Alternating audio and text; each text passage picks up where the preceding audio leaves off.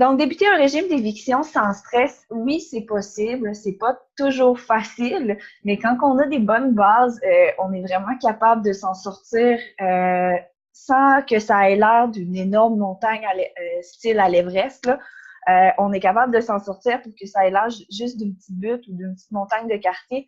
Donc, moi, aujourd'hui, je vais vous expliquer un peu tout le processus ainsi que les différentes étapes à traverser pour passer par-dessus votre régime d'éviction sans vivre trop de stress. Donc, je vais commencer par présenter Bien manger, me présenter un petit peu moi et mon parcours. Dans le fond, qu'est-ce qui m'a amené à créer Bien manger pour pouvoir vous aider. C'est quoi la différence entre une allergie immédiate et une allergie qui est retardée? On va parler des différents symptômes d'intolérance, du journal de bord, des allergies qui sont fréquentes, que ça soit directement à bébé ou via l'allaitement. Ensuite, entamer le régime d'éviction étape par étape. On va traverser les 5 différentes étapes ensemble pour que vous soyez capable d'instaurer votre régime d'éviction. Les principaux ingrédients à éviter vont vous être envoyés, comme je l'expliquais, par courriel avec les produits de remplacement. Et on va avoir une période de questions aussi, là, donc si jamais vous avez des questions, profitez de ma présence en live, c'est le temps. Je suis là pour vous répondre, donc n'hésitez pas à écrire vos questions directement dans le chat. Et à la fin du webinaire, je vais pouvoir ouvrir vos micros aussi pour qu'on puisse se parler là, vraiment en tête à tête et ainsi que je puisse répondre le mieux possible à toutes vos questions.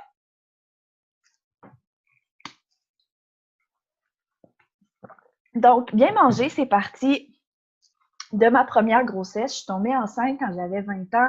J'étais étudiante en technique bureautique, micro-édition et hypermédia au cégep de Limoilou à ce moment-là. J'ai vécu une super belle grossesse, je ne peux pas dire le contraire, ça a super bien été. Sauf jusqu'à la journée de mon terme, on s'est rendu compte que j'avais plus de liquide amniotique, donc déclenchement d'urgence, qui s'est malheureusement terminé en césarienne. Mais maman et bébé ont bien récupéré. Par contre, ça a été vraiment très, très difficile dès le début avec Tommy parce que justement, il y avait énormément de maux, des grosses, ce qui me disait que c'était des coliques ou des crampes ou que ça passerait, mais c'était des pleurs 20 heures sur 24, des grosses crampes, des vomissements en jet, des selles remplies de mucus et très explosives. Ça a vraiment été un début très, très difficile avec Tommy, mais à l'époque, les seules notions que j'avais par rapport aux intolérances et aux allergies, c'était que ma mère avait traversé un peu la même situation avec mon frère, donc j'étais déjà quand même très chanceuse, contrairement à beaucoup de mamans, j'avais quand même un petit background dans le domaine. Mais tu sais, ça a été de rédiger justement un journal de bord alimentaire pendant mon allaitement pour voir si le bébé réagissait à certaines choses. On a été capable de détecter certains aliments, mais c'était loin d'être parfait. Donc, on a transféré sur Nutrimigène pour Tommy. Mais Tommy a déjà mangé absolument de tout. On avait introduit, selon les recommandations du pédiatre, c'était un enfant qui régurgitait encore à 18 mois, mais je me faisais dire que c'était normal. Il y avait toujours eu de l'eczéma, très irritable. Il y avait énormément de symptômes, mais je me faisais dire que j'avais un baby ou que j'avais juste un enfant qui était capricieux, ce genre de choses-là. Donc, à un moment donné, j'ai fini par me tanner d'avoir un enfant qui était tout le temps malade. Donc, j'ai vraiment poussé plus loin les recherches. Puis c'est là que j'ai découvert là, vraiment le monde des intolérances, des allergies, puis que j'ai pu trouver une solution pour soigner mon fils, qui s'est mis à aller mieux quand on a eu retiré tous les aliments qui ne lui convenaient pas. Il y avait à peu près 2 ans à ce moment-là. J'ai accouché 4 mois plus tard de mon deuxième. Mon deuxième, j'ai été très heureuse. L'allaitement a super bien fonctionné. Ça a été un accouchement aussi 100% naturel en maison de naissance. Donc, il y a beaucoup de facteurs qui étaient très, très, très différents pour mes 2 enfants. Les deux, on a rapidement conclu que Lucas aussi avait des intolérances qui passaient via mon lait maternel, mais j'étais beaucoup plus apte à l'aider à ce moment-là, car j'avais beaucoup plus de connaissances. J'ai établi tout de suite un régime d'éviction. J'ai été capable de mettre en place tout ce que je pouvais pour l'aider. Ça a quand même pas toujours été facile. Donc, comme vous voyez, c'était notre frigo, ça ressemble à des listes d'aliments permis, des listes d'aliments interdits. On a beaucoup de réactions. Vous voyez 2 réactions différentes de Lucas, justement par rapport à ses allergies. Il a fait une réaction à la pénicilline, à certains aliments, où c'est vraiment réagi avec des plaques. Donc, à travers tout ça, Moi, j'ai aidé énormément de mamans sur différents groupes Facebook, puis c'est vraiment là que je me suis découvert la passion de la transmission de connaissances, de la transmission de connaissances par rapport à la gestion des allergies et des intolérances à la maison. J'ai créé aussi l'atelier Full Veggie parce qu'on le sait, les enfants qui associent la nourriture à la souffrance vont développer des rigidités alimentaires, donc se mettent à refuser énormément d'aliments. Et souvent, ben, les légumes sont les premiers aliments que les enfants vont mettre de côté. Donc, j'ai essayé d'aider les mamans avec des enfants qui ont des allergies, justement, à les aider à mieux manger en introduisant des légumes cachés un petit peu partout. Donc, c'est pour ça que j'ai créé, parce que moi aussi, je le vis, ce problème-là là, avec mes enfants. Donc, tu sais, j'ai créé cet atelier-là pour pouvoir aider. Et là, on a mis en place le service de menu. Donc, vraiment, c'est de faciliter le quotidien des mamans par rapport au régime d'éviction parce que je sais que ça peut être difficile. C'est vraiment du fait à la force de vous aider, j'ai découvert les plus grosses sources de stress pour vous. C'est pour ça que j'ai décidé de créer ce webinaire-là pour vraiment prendre le temps de vous expliquer tout le processus parce qu'il faut comprendre que oui, c'est un processus, il y a des étapes à respecter, puis si on essaie d'aller trop vite, souvent, on fait pire que mieux. Donc, maintenant, on va parler de qu'est-ce qu'une allergie. Bien, une allergie, c'est simple. C'est dans le fond, c'est que le corps surréagit à un aliment ou à une substance qui devrait normalement être inoffensive pour le corps. Donc, moi, je suis allergique anaphylactique aux arachides. Donc, mon corps a décidé que les arachides, c'était un ennemi à combattre. Et c'est pour ça que je fais des réactions allergiques parce que mon système immunitaire a vraiment identifié les arachides comme étant un ennemi, un peu comme si c'était un virus. Et il essaye de l'éliminer. Cette réaction-là va amener à une surcharge du système immunitaire et va amener une réaction allergique. Il y a deux types d'allergies. Il y a les allergies qui sont immédiates et les allergies qui sont retardées. Les allergies retardées, c'est ce qu'on appelle couramment les intolérances. Donc, ça, c'est des allergies maintenant. Ils se sont rendus compte que ça influençait aussi le système immunitaire, donc ça rentre dans la même catégorie. C'est juste que les symptômes peuvent apparaître jusqu'à plusieurs jours après l'ingestion, contrairement aux allergies retardées qui surviennent généralement dans les minutes, voire les heures qui suivent l'exposition à l'allergène. Donc, les symptômes d'allergie immédiate, c'est le gonflement du visage, le gonflement des lèvres, le cou, les crises d'asthme, les détresses respiratoires, les plaques rouges au niveau du visage et du cou, les crampes, les nausées, les diarrhées, les écoulements nasaux et les réactions cutanées comme les brûlures et les plaques d'urticaire, les chutes de tension dans les cas les plus graves. Et on parle aussi de chocs anaphylactiques qui sont accompagnés de pâleur, perte de conscience, palpitations et de collapsus circulatoire. Et on le sait, hein, le choc anaphylactique, c'est la réaction la plus grave. Ça nécessite l'administration d'un stylo d'épinéphrine comme l'épipène et d'aller à l'hôpital pour surveiller parce que souvent, ça prend plus qu'une dose d'adrénaline, ça prend des antihistaminiques spécifiques. Ça prend vraiment plusieurs choses pour enrayer la réaction allergique, donc il faut vraiment se rendre à l'hôpital. Les allergies immédiates sont médiées par IgE, donc c'est ça que les médecins vont regarder quand ils vont faire les fameux tests d'allergie à l'hôpital. Ils vont regarder, voir s'il y a une réaction IgE quand on expose le sang ou le corps, si on fait un test qui est cutané, à un aliment. Pour ce qui est de l'allergie retardée, c'est médié par IgG ou IgM. Donc, c'est pour ça que les tests d'allergie n'infirment pas les allergies retardées actuellement parce que les tests d'allergie qu'on fait à l'hôpital testent seulement les IgE. Donc, c'est pas parce que vous n'êtes pas allergique immédiate, vous n'avez pas de réaction IgE à un aliment que vous ne pouvez pas avoir une allergie retardée à ce même aliment. Les symptômes d'allergie retardée, on va voir la sphère complète juste après, mais ça peut amener de l'asthme, des troubles ORL, des troubles neurologiques, des crampes abdominales, des nausées, des diarrhées, de la constipation, du mucus ou du sang dans les selles. C'est vraiment ceux qu'on retrouve le plus souvent, mais il y a bien d'autres symptômes aussi. L'allergie retardée inclut aussi les allergies de contact, comme quand mon fils réagit au chien. Quand il se fait licher, il fait vraiment une réaction de contact à l'endroit où la salive du chien l'a touché. Donc, ça, c'est vraiment une allergie de contact. Il y a aussi les brûlures, un peu comme l'herbe à poux ou si on se piquerait sur de l'ortie. C'est ce qu'on appelle des allergies de contact.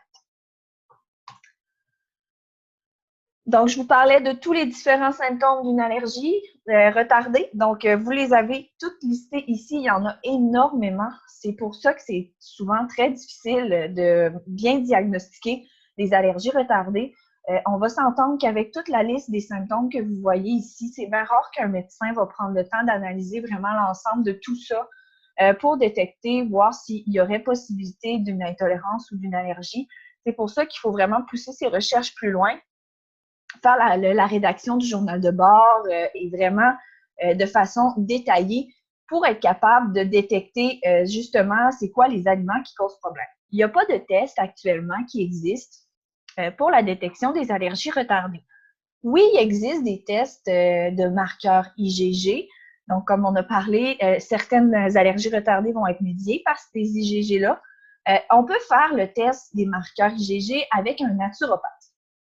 Par contre, malheureusement, ce test-là a été radié du Collège des médecins en 2016 parce que c'est pas toutes les intolérances qui sont médiées par IgG. Il y en a qui sont médiées par IgM et en ce moment, on n'a aucune façon de tester les marqueurs IgM.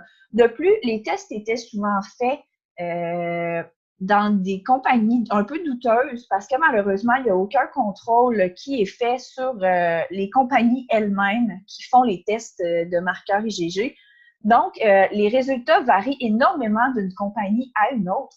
Et les médecins avaient tendance à faire passer ces tests-là, à donner les résultats aux parents et à ne pas encadrer après.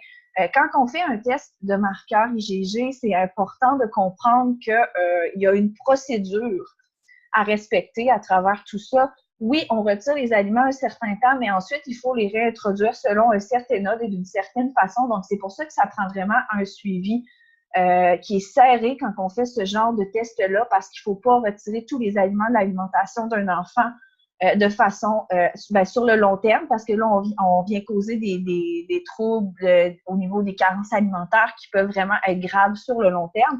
Donc, c'est pour ça que ça prend vraiment un accompagnement. Et ça, les médecins n'étaient pas capables de le faire. Donc, c'est pour ça que le test a été radié. Vous pouvez quand même faire le test soit avec un naturopathe ou si vous êtes près de l'Ontario, vous pouvez traverser et aller consulter là-bas.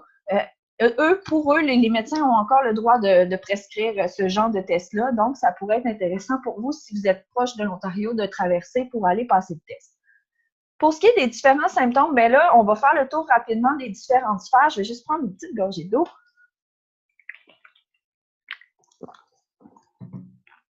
Pardon. Donc, on a la sphère gastro-intestinale, qui sont les symptômes que l'on connaît le mieux et qui sont souvent les premiers à apparaître. Donc, on parle de reflux, on parle d'œsophagite, on parle du CIPA, donc le syndrome d'entérocolite induit par les protéines alimentaires. Moi, c'est ce qu'il y a mon grand ici. Les régurgitations excessives ou les vomissements en jet. Quand on a une mauvaise prise ou une perte de poids, le sang ou le mucus dans les selles, les ulcères au niveau de l'estomac ou du duodénum, le manque d'appétit ainsi que le dégoût de la nourriture. Donc ça, c'est pour ce qui est de la sphère gastro-intestinale. C'est vraiment tous les symptômes qui peuvent être liés à une allergie retardée. Pour ce qui est des symptômes cutanés, bien, on a l'eczéma, l'urticaire, les prurites, les dermatites, l'acné du nourrisson ou chez un adolescent, un acné qui est vraiment comme très, très, très persistant, qui ne part jamais. Moi, j'ai connu des gens qui ont fait Accutane et des traitements anti-acné quand ils étaient ados et que quand ils ont retiré certains aliments de leur alimentation, leur acné a tout simplement cessé. Donc, c'est vrai pour le nourrisson, mais c'est vrai aussi si vous avez des adolescents. Pour ce qui est des symptômes cutanés, on a aussi le psoriasis et les ulcères. Pour ce qui est des symptômes respiratoires, ben, on a les bronchites ou les bronchiolites à répétition, la toux ou les râlements. Aussi, un enfant qui est tout le temps congestionné ou qui a toujours l'impression d'avoir des sécrétions dans l'arrière-gorge, ça peut refléter une allergie retardée. Même chose pour ce qui est des écoulements nasaux chroniques. Donc, un enfant qui coule du nez à l'année, c'est pas normal. Ça peut refléter une allergie qui est retardée. Les symptômes ORL, ben là, on a sinusite, otite, pharyngite, la panoplie des hits, ainsi que l'éclaircissement involontaire des dents, donc des dents qui deviennent presque transparentes et qui vont avoir tendance à carier très, très, très rapidement. Ça peut refléter, ça aussi, une allergie retardée. La dernière sphère, c'est la sphère qu'on associe le moins aux allergies retardées. Et pourtant, moi, je vous confirme que c'est très clair ici chez mon plus grand. Quand il réagit à un aliment, il devient totalement hyperactif, il court au plafond, il se transforme littéralement en ninja. Ça n'a juste pas de sens. Donc, on note des symptômes neurologiques comme l'hyperactivité, l'irritabilité, les troubles de fatigue chronique, les dépressions, les troubles du sommeil, les migraines, les pleurs intenses, là, les fameuses coliques que les médecins sont tellement aptes à nous expliquer. On a aussi les troubles de concentration, les malaises vagales et une augmentation des risques de mort subite de nouveau-nés si on ne traite pas les allergies retardées. Donc maintenant, comment qu'on fait pour détecter les allergies retardées? Eh bien, je le dis souvent dans mes lives, je le dis sur mon groupe, je le dis en consultation, je le dis un peu partout. Le seul et unique outil qui vous permet vraiment d'avoir une détection fiable, c'est le journal de bord alimentaire détaillé. Oui, il y a la kinésiologie appliquée. Oui, il y a les tests de marqueurs IgG. Oui, il y a plusieurs alternatives qui pourraient vous aider ou vous indiquer une piste à suivre. Par contre, moi, ça m'a été confirmé par mon naturopathe et qui m'a dit exactement la même chose. La source d'information la plus fiable pour la détection des allergies retardées, c'est l'observation. On fait des essais, on fait des erreurs, c'est normal, c'est un processus, mais le journal de bord est vraiment ce qui nous permet d'avoir une vue objective sur la situation et ainsi d'avoir une vision globale sur le tout. Donc là, je vous en ai déjà parlé, les tests de détection des IgG là, que vous pouvez faire chez un naturopathe. Donc, si jamais vous en consultez déjà un, informez-vous. Sinon, vous pouvez demander les recommandations des mamans pour en avoir un bon. Là, c'est quand même mieux de prendre des commentaires de mamans qui vivent la même situation que nous. Donc, sur les différents groupes, vous pouvez demander aux mamans de vous conseiller un naturopathe dans votre région qui est vraiment spécialisé là, chez les enfants avec des allergies, des intolérances. C'est vraiment important, là, le volet d'être spécialisé dans ce domaine-là parce que c'est pas tous les naturopathes qui vont avoir les compétences pour vous aider et vous appuyer dans le processus.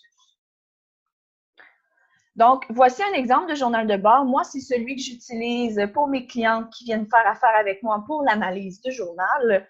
C'est vraiment un modèle qui est hyper complet. Vous pourriez prendre tout simplement un cahier spirale et vous notez tout ce que vous mangez et ce que bébé mange. Ça n'a pas besoin d'être aussi complet que ça.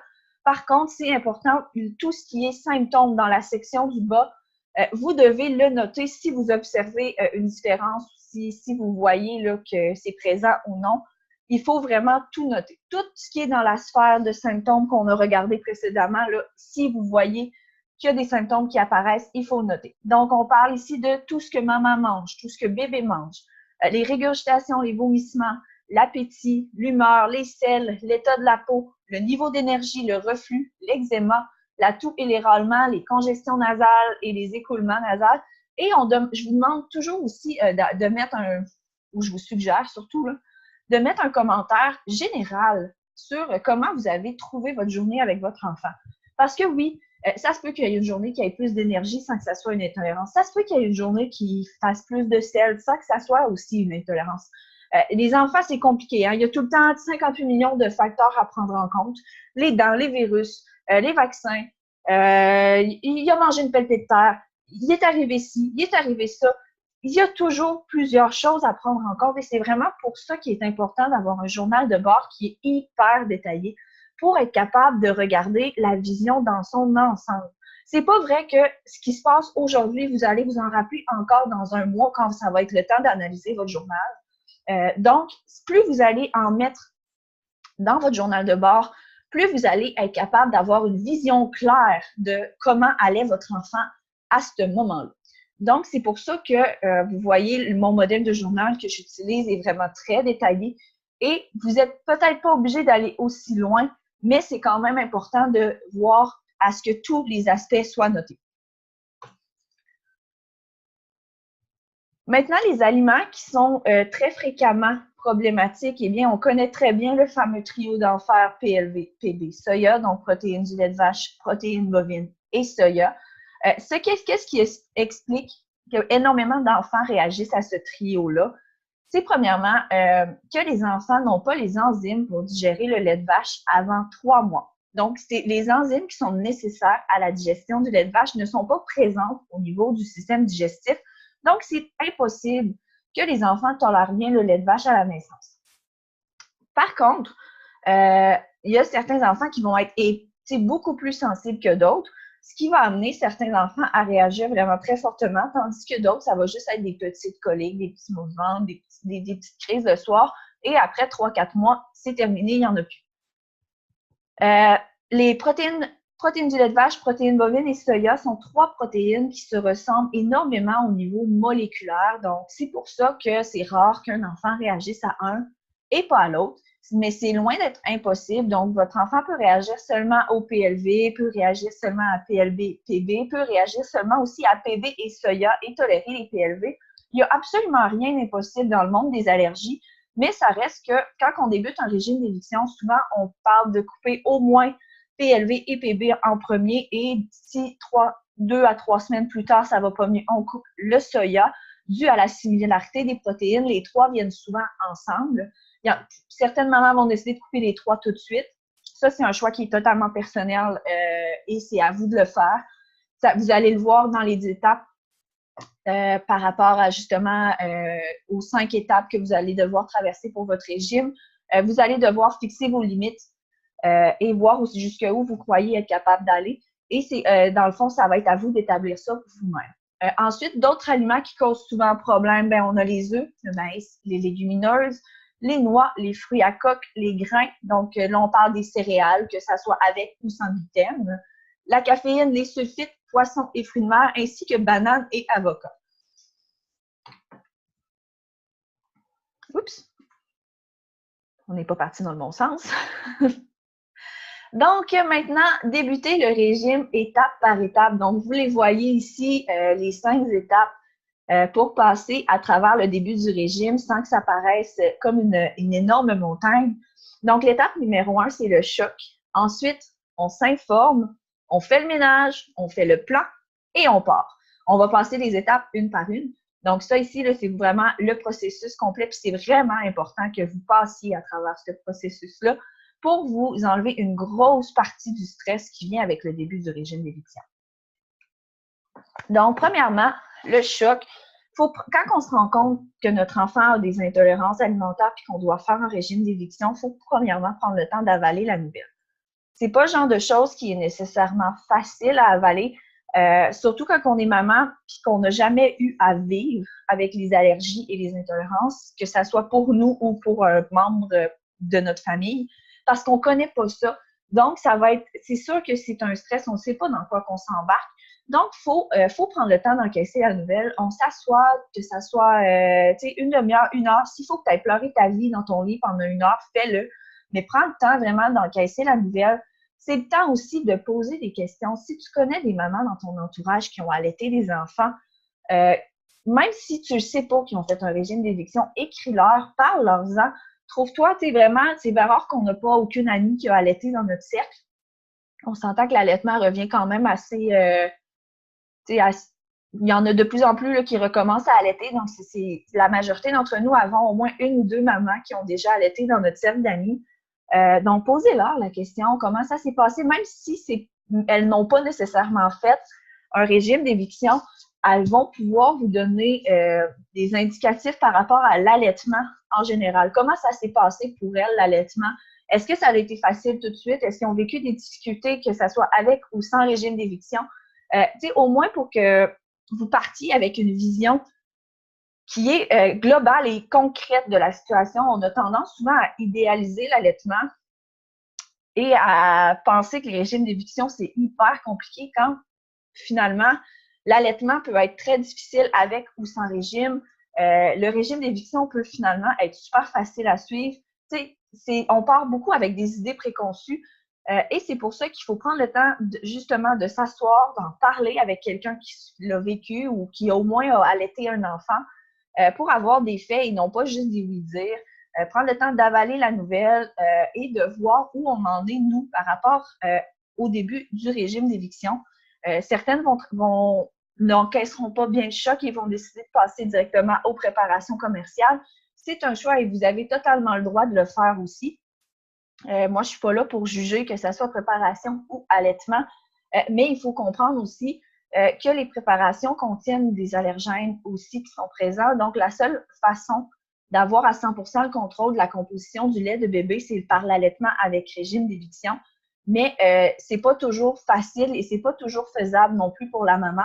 Donc, il faut vraiment que vous preniez le temps de vous asseoir et de voir où vous en êtes dans tout ça et de ne pas vous laisser influencer par ce que votre mère vous dit de faire, ce que votre chum vous dit de faire. C'est vous qui devrez changer votre alimentation, changer vos habitudes. Donc, vous devez savoir où vous en êtes dans ce processus-là.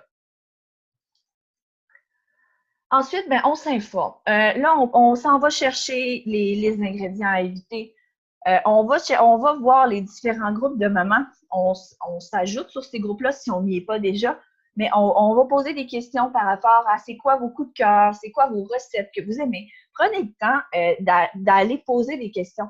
Puis, tu sais, comme je vous dis, c'est de prendre le temps au début. Souvent, on va se sentir coupable de prendre ce temps-là au début en se disant que notre enfant continue de souffrir pendant qu'on ne fait pas le régime. Mais honnêtement, je vais être bien franche avec vous. Si vous prenez le temps d'encaisser la nouvelle puis de vous informer, même si c'est une journée, même si c'est 2 jours, ça va être beaucoup mieux pour bébé au bout de la ligne. Parce que quand vous allez commencer votre régime d'éviction, vous ne ferez pas d'erreur. Vous aurez beaucoup moins de chances d'en faire. Donc, à long terme, votre enfant va souffrir moins longtemps. Parce qu'à toutes les fois qu'on fait une erreur dans notre régime, ben les bobos, ils reviennent. Puis des fois, ça prend une dizaine de jours avant que les symptômes repartent. Si vous vous informez, même si c'est 2 ou 3 jours avant de commencer votre régime, ben ça reste que vous avez pas mal moins de chances de faire des erreurs. Donc, au final, bébé va avoir pas mal moins mal. Donc, même si vous avez donc bien hâte que votre bébé aille mieux, puis que vous avez donc bien hâte de trouver une solution, puis qu'il arrête d'avoir mal, puis que tout ça soit derrière vous, prenez ce temps-là au début pour encaisser et vous informer comme il faut pour partir vraiment sur une bonne base dans le régime. C'est vraiment la clé pour diminuer vos chances d'erreur et diminuer vos chances d'abandon aussi. Parce qu'il faut comprendre que c'est des petites habitudes de votre quotidien que vous allez devoir changer. Donc, après avoir encaissé la nouvelle, après s'être informé auprès de mamans qui vivent cette situation-là, on fait le ménage. Donc, c'est le temps maintenant que vous avez vos listes d'ingrédients. On fait le ménage du garde-manger, on fait le ménage du congélateur, on fait le ménage du frigo. Si jamais vous décidez que tout le monde mange la même chose, ben on sert ces aliments-là bien loin si c'est du non périssable pour pas être tenté et pour éviter de faire des erreurs. Si jamais vous décidez que c'est seulement vous qui allez changer votre alimentation et que le reste de la famille va continuer de manger normalement, faites-vous une section de votre garde-manger qui est vraiment des produits safe pour vous, une tablette qui va être dédiée qu'à vos choses à vous. Le reste, mettez-le plus loin. Cachez les choses que vous aimiez donc bien manger puis que vous ne pourrez plus manger. Mettez-les loin. Moins vous les verrez, moins vous tournerez le couteau dans le plaie. Donc, tu sais, on fait le ménage, on les met loin, on les cache. Le chum ira les manger en bas dans le sous-sol, ces biscuits. Il n'est pas obligé de vous les manger dans la face non plus. Fait que, tu sais, faites le ménage, enlevez les tentations que vous savez qui vont vous travailler. C'est le temps, là, justement, de créer, puis peut-être que vous allez faire la découverte, de découvrir que la majorité de vos produits que vous utilisez déjà sont sécuritaires pour vos intolérances. Donc, tu sais, prenez le temps, là, vraiment, de vider votre garde-manger. On remplit. Faites-vous une section à vous avec vos produits qui sont sécuritaires pour que tout soit à la même place et que vous n'ayez pas à tout relire les listes d'ingrédients à chaque fois que vous fouillez dans le garde-manger. Et les tentations, on les met plus loin. On ne veut pas les voir pendant le temps du régime. Ensuite, on construit notre plan de match. Donc, le plan de match, c'est important de savoir, premièrement, vous voulez commencer par quel régime exactement. Donc, est-ce que vous voulez, mettons que vous commencez, en ce moment, vous mangez de tout et vous êtes au début de votre régime d'éviction, vous voulez commencer par éliminer seulement PLV et PB. Donc, le plan de match, c'est quoi? L'étape 1, on coupe PLV et PB.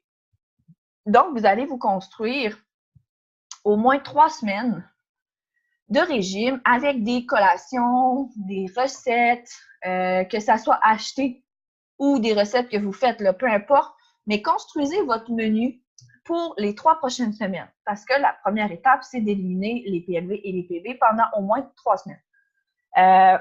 Si jamais vous décidez, après 3 semaines, que bébé ne va pas mieux, ben là, le plan de match, c'est d'ajouter le soya. Donc, on l'écrit aussi. On se fait notre premier 3 semaines de menu et ensuite, si jamais on note encore des symptômes, on coupe soya et là, vous pouvez vous mettre des produits qui sont sans soya aussi.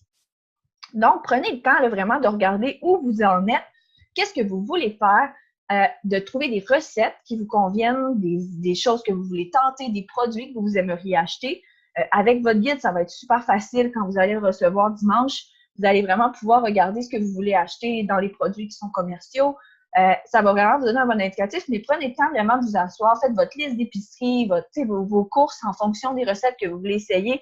C'est le temps. Puis, c'est le temps aussi de faire ça pour avoir du fun. Hein? C'est souvent, on a peur de ne plus rien manger quand on coupe des aliments de notre alimentation, mais quand on prend le temps de chercher des recettes, quand on prend le temps de regarder les différents produits qui sont disponibles sur le marché, on se rend compte que finalement, on peut essayer plein de nouvelles affaires ou on peut essayer plein de nouveaux styles de cuisine qu'on n'avait jamais essayé. Donc, c'est le temps de vous amuser. Si vous vouliez essayer quelque chose, ben c'est le temps.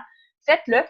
Essayez de rendre l'expérience quand même agréable pour vous. Si vous êtes une fanatique de dessert et de pâtisserie, ben, si vous n'êtes pas capable de trouver des produits qui sont séducteurs, trouvez-vous des recettes que vous voulez faire pour justement être capable de vous trouver des petits plaisirs dans votre régime, même si vous avez l'impression de tout couper puis de ne plus avoir rien à manger là, je vous garantis que c'est une vision qui va changer énormément quand vous allez prendre le temps d'aller sur Pinterest chercher des recettes, d'aller sur les groupes de mamans chercher les produits que j'utilise.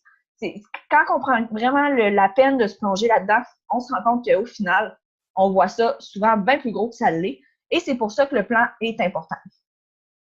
Et ensuite, ben, c'est le départ. On s'en va à l'épicerie, on fait nos courses, on commence notre régime, la rédaction de notre journal de bord. On est préparé, on se sent en confiance. Donc, c'est normal que ça soit quand même dur au début. Là, on a tendance à se garrocher dans la brique de fromage en après-midi quand on a faim ou dans le bol de crème glacée après le souper à 4 heures à 7 heures quand on a couché les enfants. Donc, c'est normal, c'est des habitudes que vous allez devoir changer. Aussi, le fait de couper les produits qui sont souvent très transformés pour le début du régime d'éviction, ça fait qu'on diminue énormément notre quantité de sucre raffiné. Hein. Il y en a partout du sucre. Et quand on vient diminuer rapidement notre quantité de sucre, ben, il y a des signes de manque qui vont être lancés à notre système parce que le sucre est une drogue. Hein. Il faut le comprendre, cet aspect-là. Et notre corps en veut toujours plus. Donc, quand on élimine les produits transformés pour débuter notre régime d'éviction, ben, ça se peut que vous vous rendiez compte que vous avez vraiment des grosses rages de sucre, des gros cravings. Puis c'est normal de ce processus-là c'est comme un peu la détox du sucre un petit peu. Puis c'est normal que vous trouviez ça dur, surtout dans le premier mois. Mais dites-vous que c'est 1 mois, c'est un coup à donner, puis après ça, ça va vraiment aller mieux parce que votre corps va s'être habitué de fonctionner avec moins de sucre. Donc, comme je vous l'expliquais, les listes d'ingrédients à éviter imprimables vont vous être envoyées pour les différents allergènes mentionnés, ainsi que le guide de produits qui est sans PLV, PB et soya. Tu vas recevoir ça dimanche par courriel avec la rediffusion qui devrait être envoyée peut-être un peu plus tôt, la rediffusion, parce que je devrais prendre la séance d'aujourd'hui, donc vous allez probablement la recevoir d'ici demain.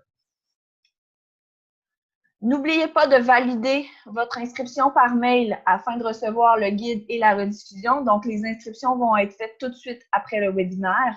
Mais si vous ne validez pas votre inscription, vous ne les recevrez pas. Donc, c'est important de ne pas oublier de valider votre inscription si vous voulez recevoir la rediffusion et le guide.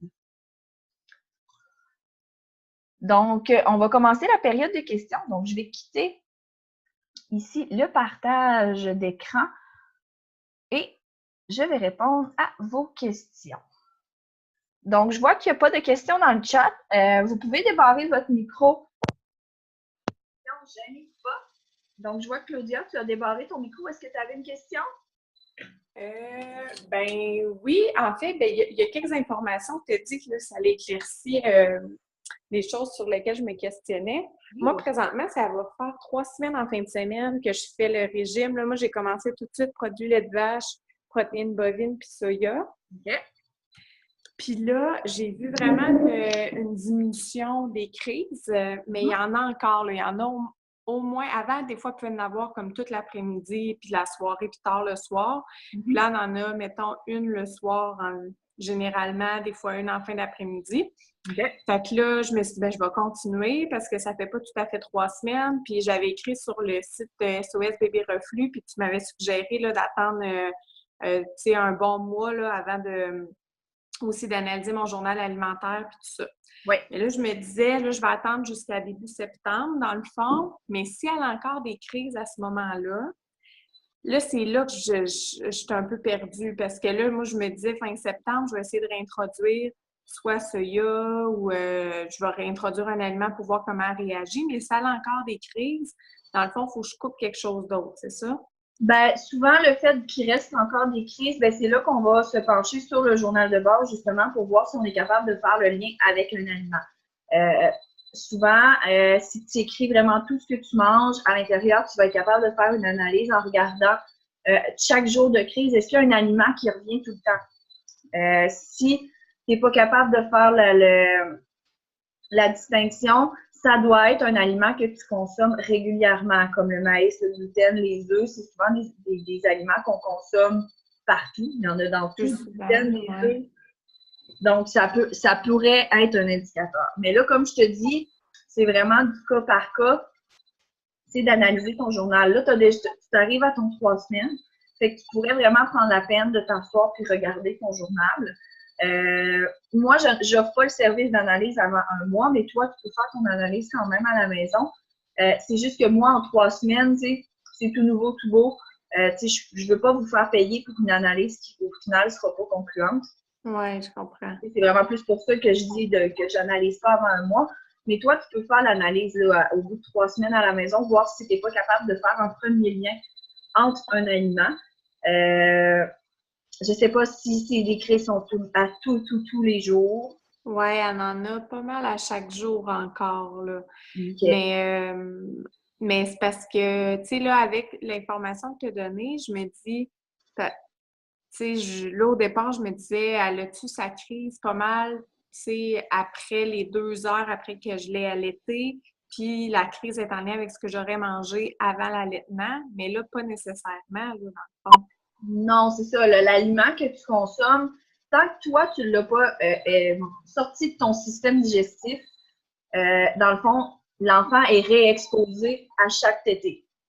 Donc, si tu consommes, par exemple, des produits laitiers ce midi, ben, à chaque fois que ton enfant va téter, il va être réexposé à la protéine du lait de vache jusqu'à ce que toi, tu aies terminé la digestion du morceau de fromage que tu as mangé. En général, ça prend 2 à 3 jours avant que ça sorte complètement du corps de la mère. Donc, pendant OK. 2, 3 jours, à chaque tétée, l'enfant est exposé à l'allergène. Puis Puis elle après peut ça, faire ben, des il faut crises. qu'il l'élimine de son système aussi. Donc, tu sais, c'est pour ça que souvent, on peut noter que les symptômes apparaissent dans les 3 premiers jours suivant l'ingestion de la mère et peuvent disparaître après une dizaine de jours, le temps que le bébé l'élimine lui aussi de son système. Ça dépend de la sensibilité de chaque enfant. Ça dépend de ta digestion à toi aussi. Si tu digères très bien, par exemple, le fromage, ben, la protéine ne passe pas dans ton lait. Mais si toi, tu digères plus ou moins bien, ben, les protéines passent puis sont trop grosses, ce qui fait que ton bébé réagit. OK. Fait que puis là, c'est à cause j'essaie de manger diversifié, là, même si j'ai changé beaucoup de choses. Mais là, je me dis si. Puis, tu sais, moi, j'ai tendance à collationner beaucoup, tout ça. Puis, je me dis, je mange trop d'affaires différentes. À un moment donné, je me tire un peu dans le pied parce que je ne le saurais pas c'est quoi. Ben, c'est sûr que plus tu manges diversifié, plus tu rentres d'éléments dans ton analyse. On s'entend que Ouais. ça, c'est un fait. Plus tu as d'aliments introduits dans ton journal, ben, plus tu as d'aliments analysés. Tu sais, c'est vraiment, ça vient. Ouais, ouais. Fait que là, ça, faudrait que je fasse peut-être attention. Puis, est-ce que je serais mieux? Ça veut dire, avant de réenlever un aliment, je serais mieux d'attendre peut-être un petit peu plus longtemps, puis faire bien l'analyse pour essayer de cibler quelque chose à enlever, là, plutôt Ben, que de... c'est sûr que je te conseillerais jamais de couper au feeling, du genre de, je vais essayer ça ou je vais essayer ici. Ouais. Toujours de couper en fonction de l'analyse du journal de bord. C'est vraiment la seule façon de couper des aliments qui sont potentiellement problématiques parce que tu pourrais couper le riz, tu pourrais couper les bananes, tu pourrais couper les œufs, tu pourrais couper les noix de Grenoble, tu peux couper ce que tu veux, là. Mais au Ouais. final, comment savoir si c'est vraiment un aliment qui a un potentiel allergénique pour ton enfant? Ben, c'est d'analyser son journal de bord puis de voir des aliments qui reviennent régulièrement dans ton alimentation. Tu essaies de les éliminer. Quand on n'est pas certain qu'il y a une intolérance, souvent, on va éliminer quelques jours, une dizaine de jours, et on peut retenter une réintroduction. Là, je ne te parle pas de PLV, PB, soya, parce que tu disais que tu avais déjà eu une amélioration avec ça, sauf qu'il reste encore des symptômes. Donc, pour ces trois-là, honnêtement, moi, je les garderai en éviction pour encore un bon petit bout, le temps que bébé soit stabilisé et que tu sois vraiment sûr qu'il ne reste plus d'aliments problématiques dans ton lait. Quand bébé se stabiliser, là, on pourra parler de réintroduction, mais vraiment, ça ne presse pas pour le moment. L'important, c'est vraiment de trouver, d'être sûr à 100% qu'il ne reste plus d'éléments évitants dans le lait pour ne pas fragiliser bébé encore plus. OK. Ça serait vraiment le best d'analyser ton journal et de faire des tentatives vraiment en fonction des résultats de ton analyse. Et tu peux, sans manger tout le temps la même affaire, juste de rapetisser ta diversité alimentaire. Par exemple, au lieu d'acheter 3 sortes de fruits différentes, tu peux en acheter peut-être juste une et manger ce fruit-là plus souvent pendant 2-3 jours. Tu achèteras un autre fruit après. D'alterner pour avoir, par exemple, une plus grosse quantité d'un aliment à tous les jours pendant 2-3 jours, puis tu fais une rotation comme ça, plutôt que de manger 4 aliments à tous les jours. Oui, c'est une bonne idée, ça. Je vais essayer ça.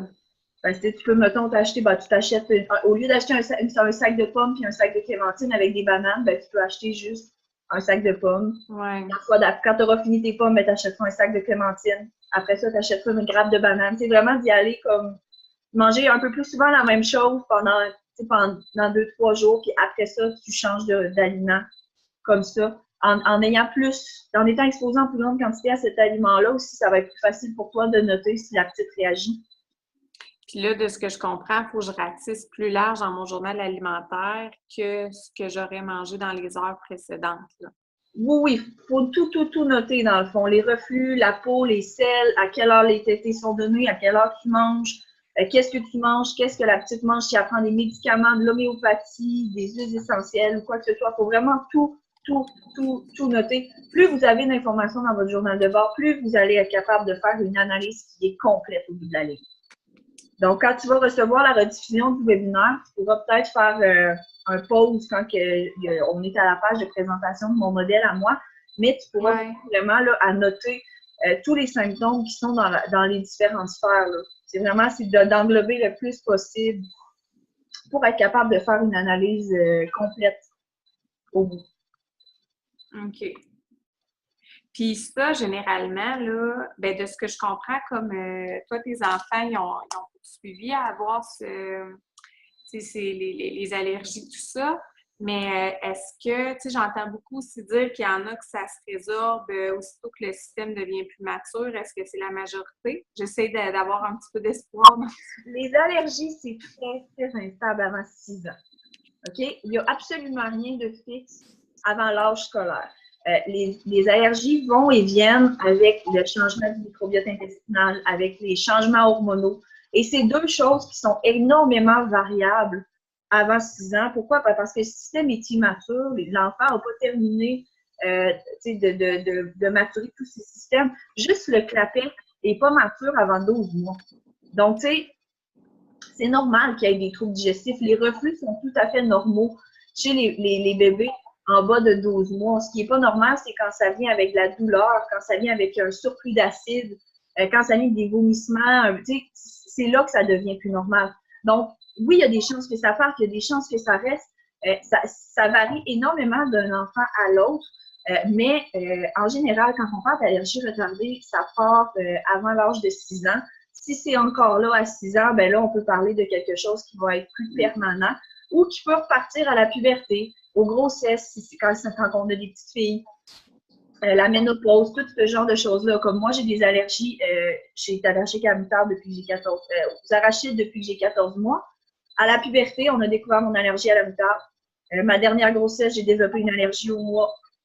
Donc, c'est très variable là, en fonction de l'âge. Ça peut apparaître, ça peut partir. C'est ça autant à l'âge adulte que chez les enfants. OK. Donc, il n'y a rien de fixé, il n'y a rien de coulé dans le béton que ton enfant va avoir une intolérance au péril toute sa vie. À 2 ans, ça peut être parti, comme ça peut être encore là. Ça peut partir à 3 ans, ça peut partir à 4 ans. Ça peut partir à 2 ans puis revenir à 4 ans aussi. C'est très, très, très variable. C'est vraiment du cas par cas. Puis, tu sais, que je suppose qu'on commence à le faire manger vers 6 mois, si j'ai maintenu tout ça dans mon alimentation à moi, au niveau de l'allaitement, tu sais, je poursuis aussi, là. Je poursuis dans son alimentation à lui. À elle, je réintroduis pas. Ben dans le fond, c'est sûr que moi, honnêtement, je conseille le moins possible les réintroductions via l'allaitement.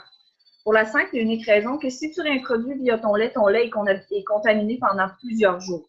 Si tu réintroduis directement à l'enfant, ça passe seulement par son système digestif à elle.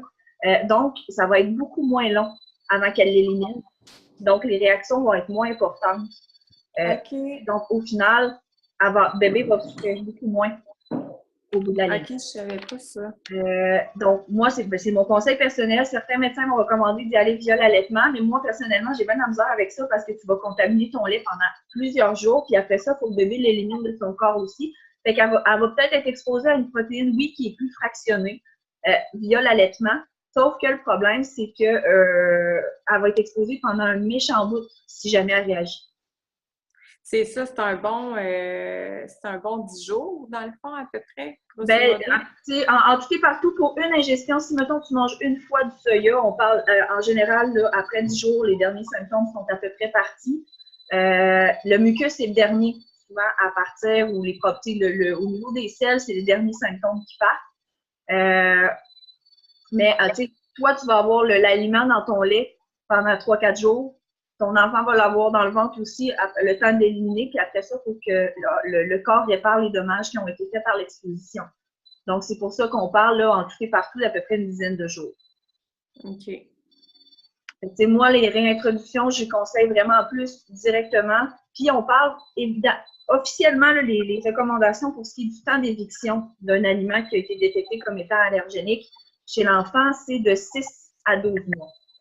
Donc, quand on se rend compte que notre enfant est allergique au lait de vache, par exemple, une allergie retardée ou immédiate, on conseille une éviction de 6 à 12 mois parce que le corps prend environ 6 mois à oublier une protéine en quelque sorte. OK.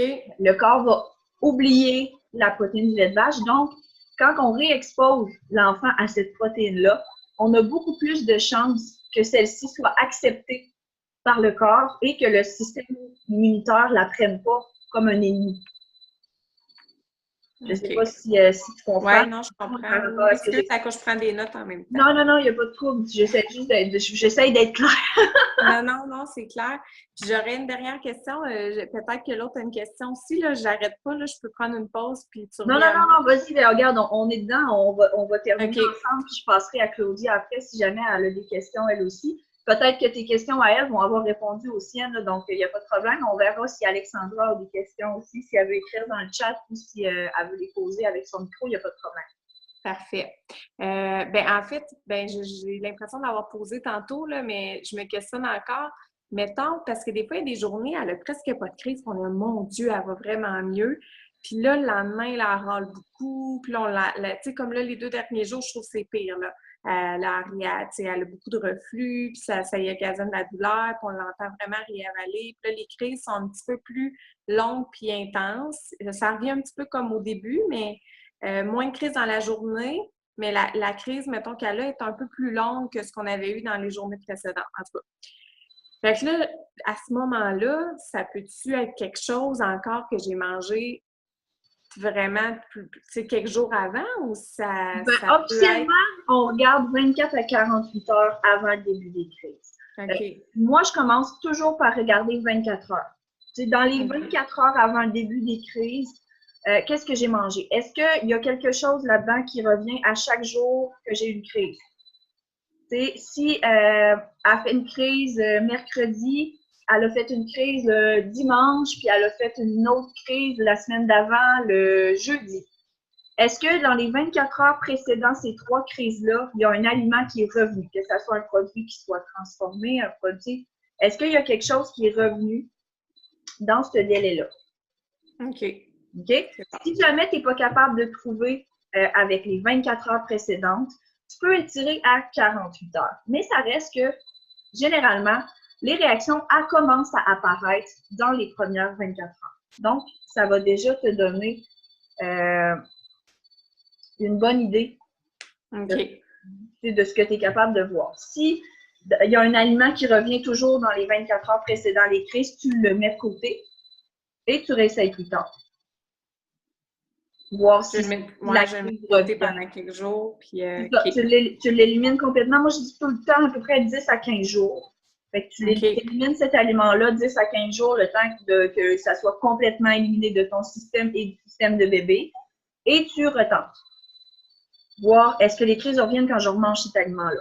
Si les crises reviennent, eh bien, on le met dans la liste des évictions et on le garde en éviction pendant 6 à 12 mois de préférence avant de retenter. Puis là, bébé va être rendu assez vieille pour que tu testes directement à elle. Donc, que tu t'évites la contamination de ton lait. OK. Parfait. Hey, c'est bon, merci beaucoup. Puis si jamais j'ai besoin de plus d'informations d'encadrement pendant le processus, toi, tu offres le service. Tu peux m'écrire. J'offre le service de consultation en ligne justement pour vous accompagner dans le processus, peu importe l'étape à laquelle vous êtes rendu. Le service de consultation n'a vraiment pas de vocation particulière. Donc, ça peut être de vous aider à adapter vos recettes si vous avez besoin en cuisine, de vous donner des produits de remplacement. Mais là, avec le guide, honnêtement, vous allez vraiment être bien équipé au niveau produits de remplacement. Mais tu sais, ça peut être de vous accompagner dans la rédaction de votre journal, dans l'analyse. J'ai le service d'analyse de journal de bord aussi. Okay. Donc, si jamais vous avez vraiment besoin que je prenne le temps d'analyser de façon détaillée le journal de bord de votre enfant, moi, je passe une demi-journée à peu près sur chaque analyse, là, à vraiment tout observer dans l'ensemble. Puis j'en ai analysé un bon paquet, là, donc ça reste que je suis quand même bien rodée pour ces analyses. Souvent, ça facilite beaucoup d'en avoir plusieurs. Puis, il y a le service de menu hebdomadaire aussi qui a été lancé la semaine passée. Donc, si jamais vous vous rendez compte que le côté analyse de journal de bord va bien, tu es capable de te démêler dans tout ça, mais que tu as bien de la misère à créer tes menus hebdomadaires pour pas tout le temps avoir l'impression de rien manger puis de manger tout le temps la même affaire, ben, tu peux m'écrire aussi. Il y a le service justement là, de menu hebdomadaire qui est très apprécié. Là.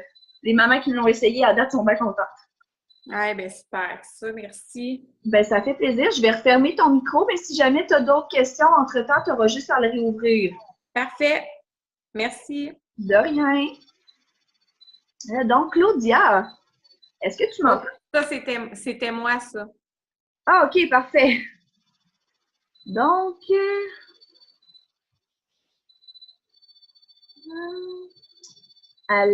Alexandra, j'ai démuté ton micro. Est-ce que tu avais des questions? Bonjour. En fait, moi, je m'appelle Caroline. C'est parce que je suis sur l'iPad à mon chum. Ah, parfait. Bon, ben, Caroline, est-ce que tu avais des questions? Non, c'est correct. Parfait, on avait fait le tour. Donc, oui, on va avoir des questions par la suite. Ben, j'ai juste à réactiver ton micro. Oui, donc en fait, je suis en régime d'éviction depuis plus de 2 mois, là, bébé PLV Soya. Oui. Je vois que tu n'en as pas parlé. Je voulais avoir ton opinion là, quant au test en kinésio appliqué. Oui, ben j'en ai parlé comme vraiment vite fait que j'ai dit que c'était une éventuelle solution pour tout pister. Mais moi, ça m'a été vraiment confirmé par mon naturopathe aussi. La seule et unique façon qui est 100% fiable, c'est vraiment l'analyse du journal de bord. Moi, je n'ai pas trouvé de professionnels qui m'ont prouvé que ça pouvait marcher, la kinésiologie appliquée. Pas que je crois pas en la kinésiologie appliquée, ça a quand même fait des preuves et je connais énormément de mamans que ça leur a vraiment pratiquement sauvé la vie. Par contre, ça dépend énormément de chaque professionnel. J'ai des mamans qui sont allées consulter 2 professionnels différents dans la même semaine puis qui ont eu des résultats complètement différents chez un et chez l'autre. Il faut comprendre que les résultats de la kinésiologie appliquée peuvent varier énormément justement en fonction du professionnel, en fonction du moment de la journée où est votre rendez-vous et en fonction… Nathalie, tu t'entends pas? Natacha, excusez-moi. Ben, Nathalie, je sais. Natacha, je sais pas. Je vais juste répondre à Natacha, excuse-moi, là. Les autres m'entendent.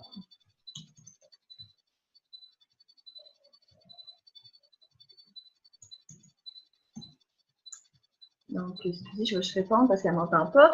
Donc, c'est ça. Donc, la kinésiologie, oui, ça peut vraiment aider, mais ça ne peut pas être votre seul outil de détection des allergies. Il faut que vous ayez votre journal de bord. Il faut que vous soyez vraiment assidu à la rédaction pour pouvoir avoir un appui supplémentaire. La kinésiologie peut vraiment vous aider si justement vous ne savez pas pantoute où vous enlignez. Vous avez un journal et vous êtes complètement dans le néant. Vous pouvez essayer justement de retenter, de tenter d'aller en kinésiologie appliquée pour vous donner une base sur laquelle partir. Par exemple, après ça, il faut vraiment que vous preniez le temps de vous pencher sur les résultats que vous allez obtenir suite au retrait des aliments dits problématiques en kinésiologie. Oui. Il ne faut pas prendre ça pour du cash, dans le fond. Puis c'est exactement la même chose un petit peu avec, avec les médecins. Là. Les médecins, ils ont souvent raison, mais ça arrive qu'ils ont tort aussi. Ils ne l'admettront pas plus. Fait que, c'est vraiment oui, ça peut vraiment être un bon indicatif quand on ne sait pas tout où s'enligner, mais ça ne peut pas être la seule chose que vous prenez en considération dans l'équation complète. OK, parce que c'est sûr que comme elle nous le précisait, nous, c'était davantage, tu sais, mon bébé, il était très jeune, il avait 2 semaines et demie quand j'étais allée la voir la première fois. Elle m'avait bien expliqué que, c'est une sensibilité, donc c'est pas nécessairement une intolérance ni une allergie, mais que, évidemment, son système neurologique était affecté par tel produit. Donc, j'ai quand même une bonne liste de choses à faire attention. Oui, puis il faut comprendre aussi qu'à cet âge-là, il passe par la mère. Donc, c'est pas parce que il y a eu une réaction à un aliment que ça peut que ça soit toi qui ne tolère pas nécessairement bien aussi. Ouais. C'est comme je te dis, la kinésiologie, c'est pas que j'y crois pas, c'est pas que j'ai pas vu de résultats concluants, mais j'ai vu beaucoup de résultats qui ne l'étaient pas, puis je me suis rendu compte vraiment en analysant, j'y connais énormément de mamans qui sont allées, puis ça dépend énormément d'un professionnel à un autre. Il y en a qui vont traiter les vitamines, il y en a qui ne font pas de traitement du tout. Il y en a qui essayent de se faire la craque, qui peuvent régler les intolérances et les faire disparaître, tandis que c'est contrairement opposé à leur pratique habituelle. Fait que, tu sais, il y a un peu de tout dans ce domaine-là, un peu comme il y a de tout dans les médecins. Donc, il faut pogner un bon professionnel qui est compétent, qui est spécialisé avec les jeunes enfants, puis ne pas prendre ça pour du cash non plus. On peut retirer les aliments qui vont vous signaler comme étant problématiques. Tentez-le, faites l'éviction, puis ensuite vous les réintroduisez, voir s'il y a une réaction. Ou vous continuez de les garder dans votre journal, dans votre alimentation et vous les observez plus minutieusement dans votre journal de bord aussi, ça peut être une solution. OK. Mais tu sais, moi, je prends pas ça pour du cash à 100% non plus. OK. Il faut vraiment y aller. C'est la même chose pour les tests IgG que je parlais aussi pendant le webinaire. Ouais. C'est pas le naturopathe, moi, il me l'avait dit. Là. Il dit oui, il peut avoir un aliment qui est dans le verre et que ça passe vraiment bien, mais ça peut être parce que ça fait trop longtemps qu'il ne l'a pas mangé ou que parce qu'il n'a pas été exposé avant. Ça peut être plein de raisons, des faux positifs, des faux négatifs. Il y en a même dans les tests d'allergie médicaux par prise de sang. Donc, tu sais, il n'y a aucune solution qui est vraiment fiable à 100%, à part vraiment la rédaction détaillée du journal et l'analyse. OK. J'ai pas eu d'avis médical non plus par rapport à ça, parce que le dernier médecin que j'ai vu pour mon bébé, elle ne croyait pas à ça, là, les intolérances alimentaires via l'allaitement, fait que j'ai pas vraiment eu de support à ce niveau-là. Mais moi, j'en ai pas eu non plus. J'en ai pas eu non plus, puis honnêtement, j'en ai pas cherché au niveau des médecins, parce que c'est bien rare d'en trouver. En fait, moi, ce qui me questionne surtout, c'est au niveau de ces... Tu sais, je veux dire, il y a du mucus dans ses selles, on sait que c'est un symptôme, mais tu sais, à long terme, le mucus dans ses selles, on sait que c'est une irritation au niveau du système digestif. Tu sais, ça peut-tu lui occasionner des bobos à long terme? Tu sais, moi, c'est ça qui m'inquiète en ce moment. Le fait de ne pas traiter les allergies retardées peut causer des séquelles à long terme. Si c'est ça ta question, la réponse est oui. Oui, c'est ça. Est-ce que c'est irréversible ou on le sait pas? Souvent, c'est réversible parce que ça va être dans des maladies auto-immunes ou encore dans une porosité intestinale, le SCI. Par exemple, quand on arrive à des stades vraiment très graves, mettons de multiples allergies qui n'ont pas été traitées du tout, là, on peut même développer jusqu'à la maladie de Crohn. Ça peut vraiment développer des maladies du système digestif qui sont très graves à long terme. Là, on parle de très long terme. Quelqu'un qui est rendu à 40 ans, qui n'a jamais fait attention à ce qu'il mange, qui a tout le temps eu des problèmes digestifs, qui n'a jamais rien fait pour, ça peut aller jusqu'à la maladie de Crohn. Donc, oui, à long terme, ça peut vraiment être dommageable. À l'âge qu'il y a, tu fais déjà attention, là, tu fais déjà régime PLV-TB soya, c'est super. Donc, tu sais, je pense pas que tu te rendes à la maladie de Crohn, je veux pas te faire peur non plus, puis en panique, c'est pas le but, là. Mais tu sais, il faut vraiment comprendre que oui, ça a un impact à long terme parce qu'une allergie va créer une inflammation. Puis cette inflammation-là, ce que ça va faire, c'est que le corps va éliminer les bonnes bactéries par le mucus. Le mucus vient comme tout attirer les bonnes bactéries du système digestif et les élimine avec les selles. Donc, au final, il va rester beaucoup de mauvaises bactéries dans le tube digestif. Puis ça, ben, ça amène des candioses, ça amène des débalancements, une mauvaise assimilation des nutriments, une porosité intestinale, un syndrome du SCI. Ça peut vraiment amener à plusieurs problèmes à long terme quand c'est pas traité.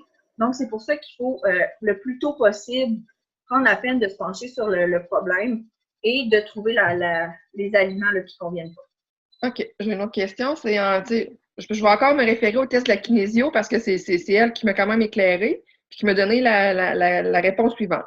Oui. Je serais moins intolérante à la caséine, la protéine du lait. Elle me dit, toi, si tu en cesses d'en consommer durant ton régime d'éviction, ce qui va arriver, c'est au bout de l'année, exemple, quand je vais le réintroduire pour moi, je serai plus capable de le digérer. Donc, elle me conseillait de temps en temps en prendre pour garder mon système alerte, que je sois encore capable, moi, de le digérer. Là, je t'entends. Là, j'ai un gros bémol. Je suis un peu dans le néant. OK. Bon, j'ai bien la misère avec ce concept-là, OK? J'ai toujours mangé des noix, j'ai toujours mangé de la moutarde, puis hier d'asseoir, je suis rendue allergique anaphylactique. Fait que, tu sais, c'est le concept de tu élimines un aliment puis tu vas devenir allergique. C'est pas comme ça que ça fonctionne. OK? C'est pas de même que ça marche. Ils ont bien beau essayer de nous le donner. En tout cas, j'ai bien la misère avec ça. Oui, ça se peut que quand tu vas réintroduire les produits laitiers, tu aies plus de misère, mais pas à cause de la caséine. Ça va probablement être à cause du lactose. OK? Pourquoi? Parce que quand on arrête de consommer du lactose, on arrête de produire des enzymes pour le digérer, donc on arrête de produire du lactase. C'est ça qui arrive quand on sevre un enfant normalement de l'allaitement, parce que le lait maternel est très riche en lactose. Donc, c'est pour ça que la majorité des enfants en bas de 2 ans ne sont pas intolérants au lactose, sont intolérants à la protéine du lait de vache, parce que comme le lait maternel contient naturellement du lactose, notre corps contient des réserves pour produire du lactose pour le digérer. Tu sais, ça serait complètement illogique que notre corps ne produise pas les enzymes pour digérer l'aliment qui est supposé nous nourrir. Par contre, notre production d'enzymes de lactase diminue beaucoup en vieillissant parce qu'on n'est plus supposé être exposé à du lactose après notre sevrage du lait maternel. On s'entend que si on se reporte à notre évolution, la consommation du lait de vache ou des laits animaux autres que le lait maternel, c'est pas très vieux là, dans le processus dans toute notre évolution. Donc, notre corps a été fait pour digérer le lactose jusqu'à un minimum de 2 ans. Notre corps a la possibilité de créer du lactase. Ça diminue un petit peu avec l'âge, donc c'est pour ça qu'il y a plusieurs personnes qui vont devenir intolérantes au lactose plus tard.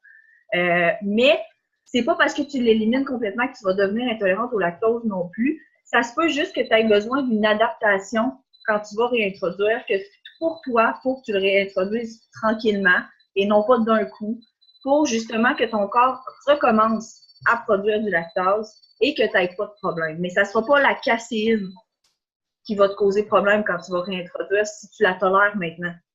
Si tu ne tolères pas la caséine maintenant, OK, il y a pas mal plus de chances que tu la tolères pas plus dans un an, mais ça veut rien dire. OK.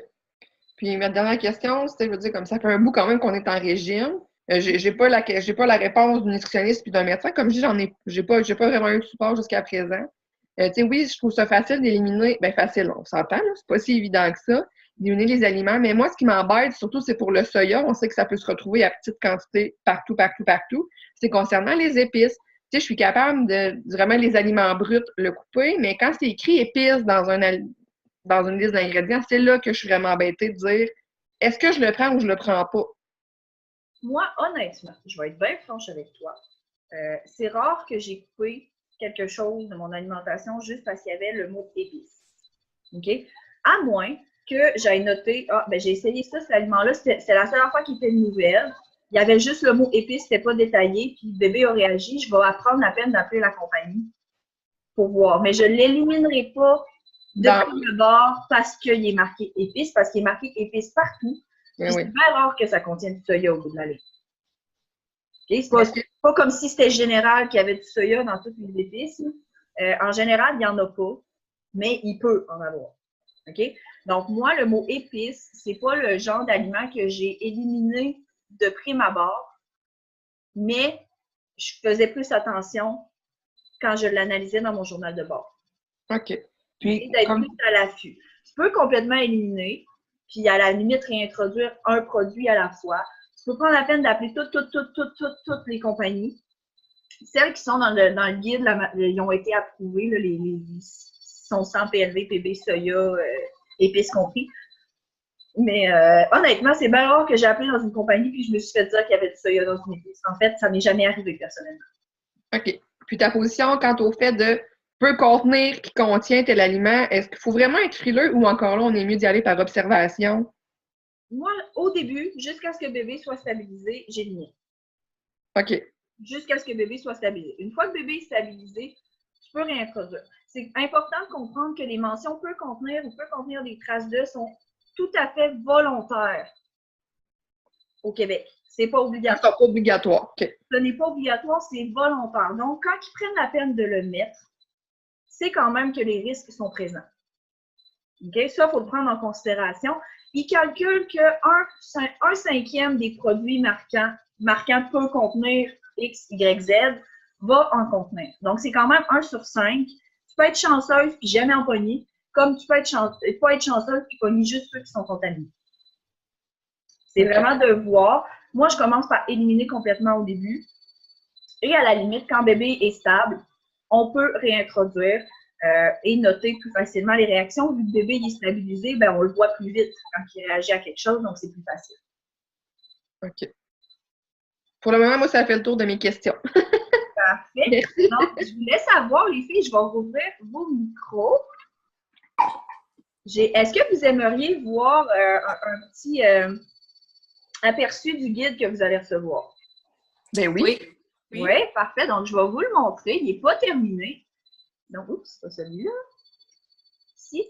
Donc, il n'est pas terminé. Soyez indulgente avec ma personne. Mais je travaille jour et nuit à vous l'avancer avant de vous l'envoyer dimanche. Et honnêtement, là, j'aurais tué, moi, pour avoir un guide comme ça quand j'ai commencé mon régime d'éviction. Donc, je suis convaincue que ça va vraiment vous aider à vous lancer. Donc, d'aller voir, tous les produits sont identifiés comme ça. Vous avez le paquet, les valeurs nutritionnelles, les ingrédients, les aliments qui ne sont pas à l'intérieur, donc PLV, PP, soya, gluten, maïs. Quand c'est sans allergène, c'est écrit. Et en ce moment, là, si vous voyez, je les descends super rapidement, OK? Là, je ne vous fais pas le tour, mais il y a de la crème à café, les yogourts. Au début, je commence vraiment par les remplacements des produits laitiers, donc les laits végétaux, les faux fromages, tout ce qui est les margarines, toutes ces choses-là, c'est au début. Et ensuite, on commence, là, je suis rendue dans les viandes, les produits de charcuterie, les sauces transformées.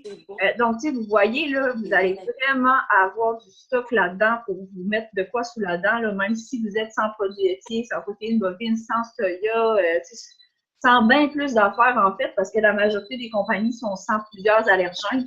Donc, ça va vraiment vous aider. Vous voyez, crème à café, chocolat, vous ne vous sentirez pas privé, là. C'est super, ça. On va vous mettre les chips, les made good, on les trouve quand même assez facilement. Donc, les produits transformés qui se mettent facilement dans le sac à couche, c'est vraiment génial pour ça. Les margarines, les mayonnaises sans œufs, les craquelins, les faux fromages. Les produits Enjoy Life, souvent, ceux-là, on les connaît plus parce qu'ils en ont tellement, les produits qu'on finit par cette année de les voir, là. Mais, les muffins, déjà préparés, les baguettes de pain, les pains hot dog, les pains hamburgers qui sont tous sans PLV, PV, soya, les mets cuisinés quand on a des sorties imprévues qu'il faut traîner un lunch. Il y en a, là, pour les fous et les fins, les sauces demi-glace, les sauces brunes. Ça, c'est le genre de choses que, honnêtement, j'aurais tué pour savoir ça au début parce que, mon Dieu, que j'en ai cherché. Puis moi, j'en avais pas trouvé à l'époque. Les substituts pour la sauce soya, les produits transformés, là, comme les viandes froides, c'est toujours pratique de savoir lesquels on peut manger. Les substituts pour la crème, les produits Kirkland, les pains. Ceux-là contiennent généralement du gluten en plus, donc c'est souvent meilleur que les pains sans gluten qui ont tendance à être secs. Donc, des saucisses, du bacon, tout ce que vous allez pouvoir consommer, vous allez vraiment avoir du stock là-dedans. Je travaille bien, bien fort, là, ça avance, mais vous allez recevoir ça dimanche. C'est chouette. Ouais, ça super, va aider. merci. Hâte de voir ça. Ben, j'ai bien hâte de vous l'envoyer aussi. J'ai hâte de le finir parce que c'est long.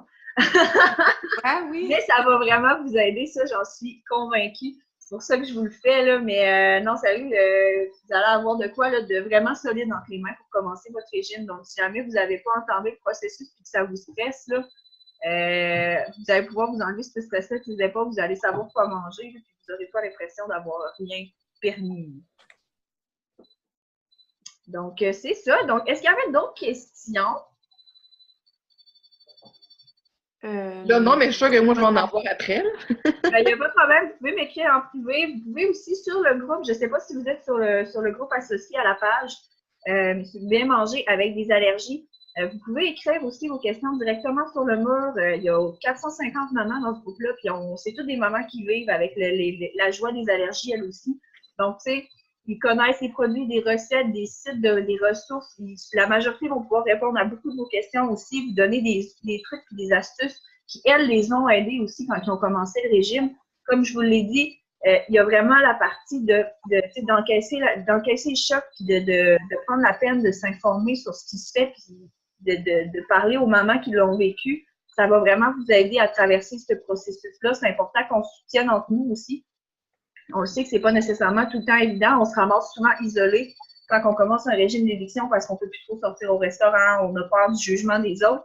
Donc, on a tendance à s'isoler beaucoup. Puis, le groupe a vraiment été fait pour ça. Il n'y a pas de jugement, il n'y a pas de lançage de roches, de commentaires négatifs. Moi, c'est out automatique. Fait que, tu sais, vous pouvez poster sur le groupe là, sans avoir peur de vous faire juger ou de vous faire lancer des roches. Là. Le groupe est là pour ça. La personne précédente, excuse-moi, je ne sais pas son nom, là, la question qu'elle a posée sur les aliments peuvent contenir, tu sais, que tu disais que tu les éliminerais pendant la période d'essai, du moins. Là. Là, moi, je me rends compte que j'en ai gardé quelques-uns, notamment soit des céréales ou des amandes, des choses comme ça. Là, je vais les enlever là, maintenant, mais...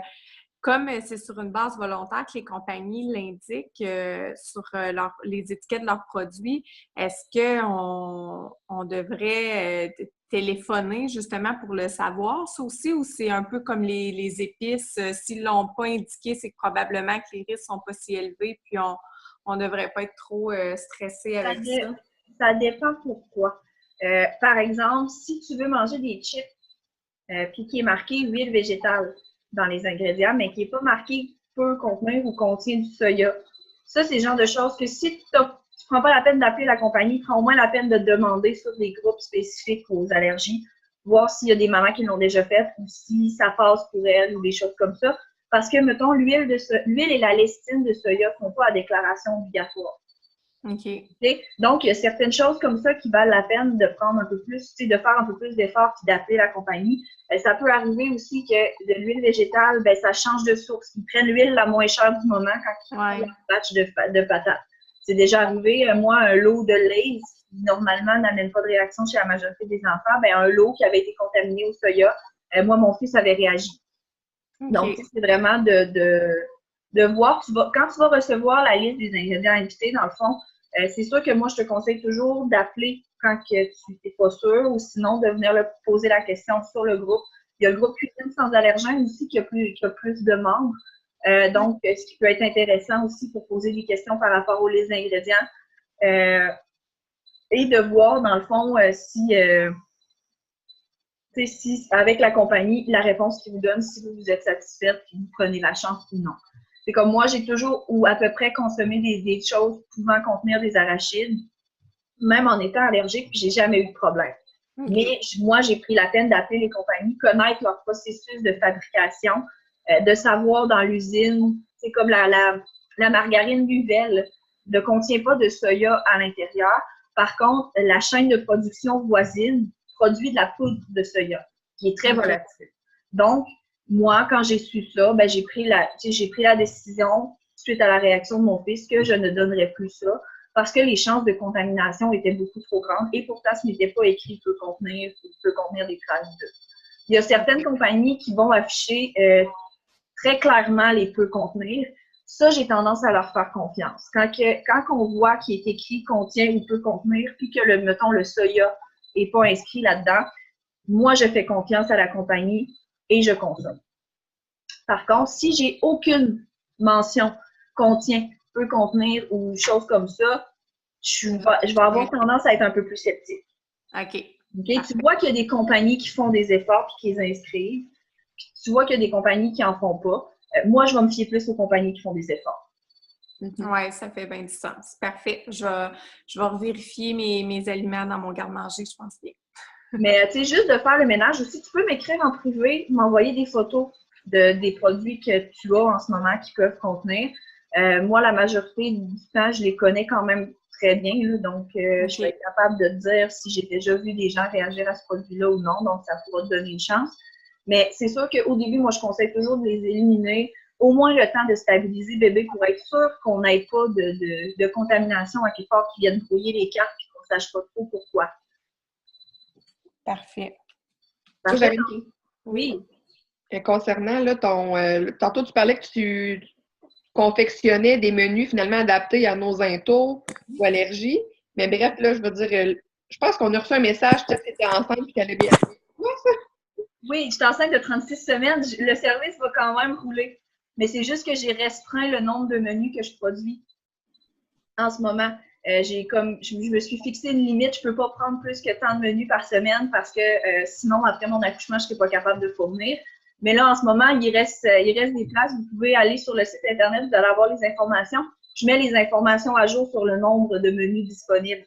Donc, si vous pouvez commander, c'est parce qu'il n'y a pas de problème. Je vais être capable de vous envoyer votre menu sans problème. Là, ça se peut que, mettons, je déclenche, j'accouche, ça se peut qu'il y ait un petit délai avant que vous le receviez. Mais ça, vous allez être contacté en message privé si jamais ça arrive et qu'il y a un problème. Il n'y a pas de stress à avoir. Là. J'imagine que le lien Internet, il est via la page Facebook qui est dessus, là? Oui, sinon, sur le site Internet, tu peux... écris-moi si tu veux en privé, je t'enverrai le lien directement là, pour pas que tu ailles à courir après ça. Mais sur le site Internet, dans la section produits et services, tu as le service de menu. Tu as le menu pour une semaine ou le menu pour un mois. Là, c'est le temps d'en profiter parce que le 6 septembre, c'est la fin du tarif de lancement. Et j'augmente les prix à partir justement du 6 septembre. Donc là, c'est vraiment le meilleur temps pour l'essayer, voir si ça correspond vraiment à vos besoins. Donc, la majorité des mamans que j'ai eues dans le service ont pris une semaine pour pouvoir l'essayer. Si jamais ça vous intéresse, bien, ça vous laisse le temps avant le 6 de prendre le forfait pour un mois parce que c'est vraiment super complet comme service de menu. Vous avez une recette par soir de semaine avec un conseil pour l'adaptation du menu du dîner du lendemain. Et vous avez 2 choix entre dessert, collation et déjeuner. Donc, vous avez 2 choix là-dedans. Vous choisissez ce que vous voulez. Et ça vient avec la liste d'épicerie pour créer les recettes du menu. Donc, tu sais, c'est vraiment quand même assez complet. Puis là, il est vraiment quasiment donné, le service. Mais ça va changer le 6 septembre. OK. Puis là, Ça, c'est sur le site Bien Manger, c'est pas compliqué? Oui, c'est ça, le site de Bien Manger. Non, ben les filles, c'est ça, comme je vous dis, écrivez-moi en privé, puis je vais vous envoyer le lien directement dans la section produits et services. Ça pourra vous aider. Mais le menu est vraiment adapté en fonction des allergies qui sont présentes à votre domicile. Je vous adapte les quantités en fonction du nombre de personnes que vous avez à nourrir aussi, pour éviter le gaspillage alimentaire le plus possible. OK. Donc, ça peut vraiment là, vous dépanner, là, surtout quand on a déjà le stress de débuter le régime, là, de s'enlever la partie du qu'est-ce qu'on mange pour souper. Des fois, ça donne un bon coup de main. Ouais, c'est clair. Là, juste sur le fly, là, parce que moi, je demeure en région, puis dans nos épiceries, ils sont pas très garnis en frais de produits bio et tout le tralala. Moi, je dois commander sur Internet généralement. En frais de graisse alimentaire, là, type, c'est quelle graisse que je peux prendre qui contient Ben, dans le fond, à part l'huile de soya puis l'huile végétale, si tu es sans PLV, PV, soya, tu peux prendre absolument n'importe quoi. L'huile de canola, l'huile de tournesol, l'huile d'olive. Non, mais la graisse, là, tu sais, vraiment, exemple, pour faire une tarte, là. La graisse Crisco. La graisse Crisco? Oui, attends, Crisco ou Tender Flake? Attends, juste 2 secondes et quart, là. Je suis rendue à peu près là dans mes produits. Ben, j'ai la Crisco, puis c'est écrit peut contenir, là. Tu sais, huile de soya et ou. Non, ça, c'est la Tender Flake, d'abord. C'est ça, la je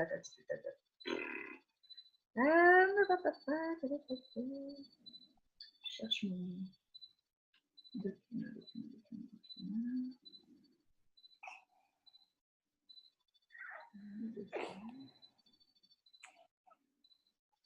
Pour faire exprès, je ne trouverai pas. C'est la Tender Flake, qui est de la graisse de porc à 100%. Qui est safe. Oui, c'est ça. Ben, c'est de la graisse de porc. Fait que si la petite n'est pas intolérante au porc, ou si le bébé n'est pas intolérant au porc, c'est correct. D'accord. C'est de la graisse de porc à 100%. Tu peux prendre du Saint-Doux aussi, c'est exactement la même chose. C'est de la graisse de porc à 100%. Le gras de canard, ben, tu vas peut-être trouver que ça coûte cher faire une patata. Tu pourrais le faire aussi. C'est juste que ça monte vite à 10$ le petit pot de gras de canard. Donc, peut-être plus le Tender Flake qui est assez facile à trouver et qui ne coûte pas les yeux de la tête. D'accord. Ben moi, je te remercie. Ça fait vraiment toi. Puis quand on dit qu'on peut t'écrire en privé, c'est via quoi? Ben, tu peux m'écrire via mon profil personnel si c'est là que tu me connais. Tu peux m'écrire via la page Facebook Bien Manger, c'est possible. Okay. Il y a une section sur mon site internet aussi où tu peux me contacter, il n'y a pas trop de problème. Fait que tu sais, vas-y comme tu le sens, là, je vais te répondre, peu importe où c'est que tu m'écris, il n'y a pas trop de problème. Parfait. Donc moi, je te remercie.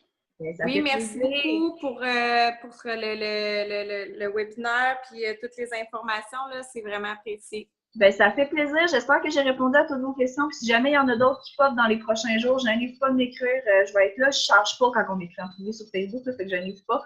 Ça me fait plaisir. Puis si jamais je vois que vous avez des besoins peut-être un peu plus poussés, ben, je verrai là, pour vous conseiller vraiment là, au mieux selon ce que je suis capable de vous offrir. Parfait. Parfait. Je vous souhaite une excellente journée, les filles. Merci Bonne chance pour la suite. Merci beaucoup. Merci. Bye bye.